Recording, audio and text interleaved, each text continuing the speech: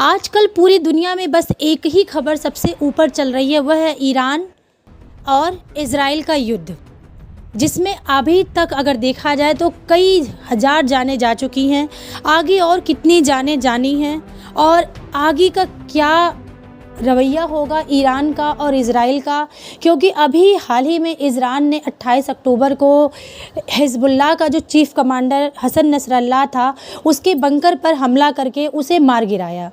उसके साथ वहाँ पे और भी ईरान की खुफिया एजेंसी थी जिनका ऐसा कहा जा रहा है कि वे भी इस एयर स्ट्राइक में मारे गए हैं। तो चलिए जानते हैं कि नसरल्लाह को क्यों मारा गया, इज़राइल ने नसरल्लाह को क्यों टारगेट किया। और इसको जानने से पहले एक बात और बोलूँगी कि नसरल्लाह कौन था, उसे भी ज़रूर जानिए नसरल्लाह कौन था।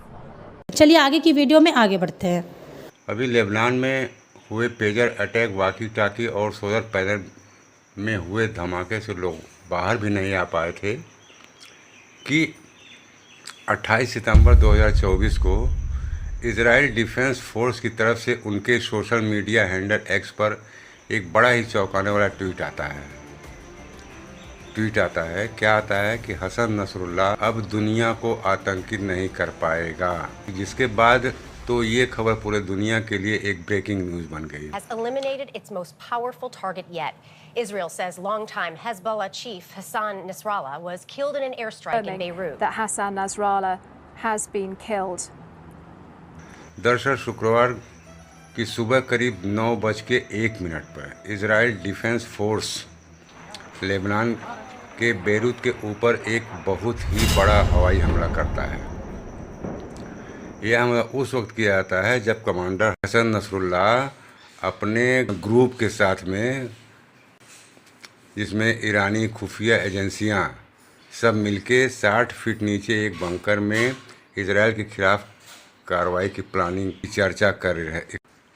वास्तव में हसन नसरुल्लाह को लेबनान में, या फिर यूं कहें कि हिज़्बुल्लाह आतंकी संगठन में सबसे प्रभावशाली लोगों में गिना जाता था।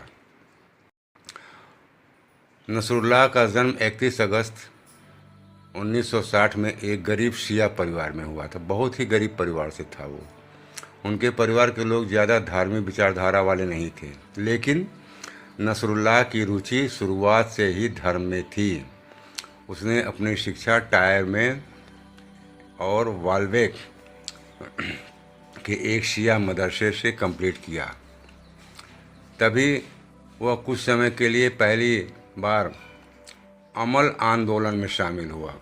अमल आंदोलन, जिसका कमांडर सैयद मूसा सद्र मौलवी था, जिससे नसरुल्लाह काफ़ी प्रभावित था। आपको जानकर हैरानी होगी कि जब उसने अमल आंदोलन ज्वाइन किया उस समय उसकी उम्र सिर्फ 15 साल की थी। खैर, आगे चलकर 1982 में नसरुल्लाह हिज़्बुल्लाह संगठन में शामिल हुआ। मैं आपको बता दूं कि हिज़्बुल्लाह लेबनान की एक आतंकवादी और उग्रवादी समूह है, जिसको 1982 में लेबनान पर इजरायली आक्रमण से लड़ने के लिए बनाया गया था। यही वह समय था कि जब पहली बार हिज़्बुल्लाह संगठन की दुनिया के सामने आया था। इस संगठन को ईरान और सीरिया का समर्थन भी प्राप्त था।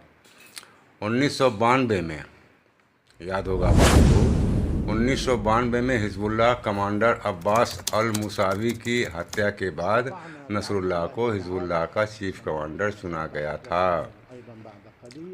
अब आगे सुनिए। इन्हीं के नेतृत्व, मतलब नसरुल्लाह के नेतृत्व में हिज़्बुल्लाह सबसे ताकतवर लड़ाकू समूह बनकर सामने आया और लेबनान में सबसे बड़ी राजनीतिक पार्टी बनकर उभरा।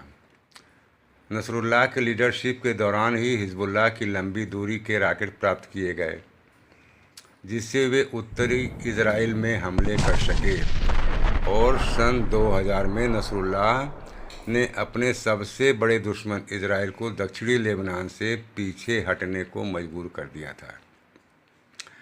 इसके बाद तो हिज़्बुल्लाह का यह चीफ कमांडर पूरे लेबनान के लोगों के लिए मसीहा सा बन गया। साथ ही साथ इस जीत की वजह से नसरुल्लाह की हिज़्बुल्लाह में भी अपनी एक मजबूत साख कायम हो गई, मजबूत पकड़ हो गई उसकी।